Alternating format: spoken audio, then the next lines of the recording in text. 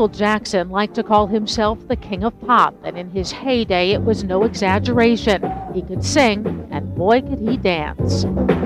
Jackson performed his famous moonwalk for the first time on Motown's 25th anniversary special. He had been perfecting his act since the age of 5, when he would sing with his brothers in clubs around their hometown, Gary, Indiana.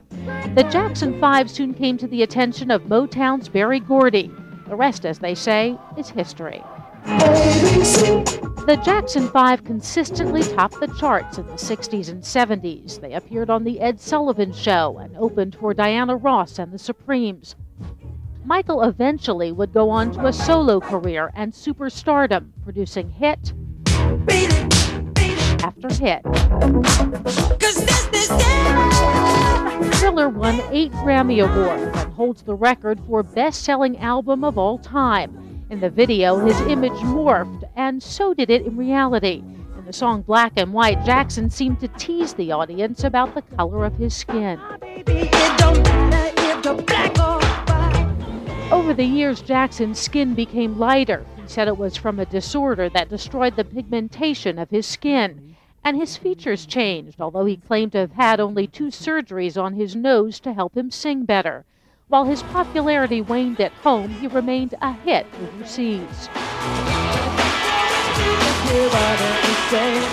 In 1994, he surprised the world, marrying Elvis Presley's daughter Lisa.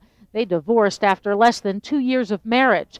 Months later, he announced that Debbie Rowe was expecting the first of their 2 children.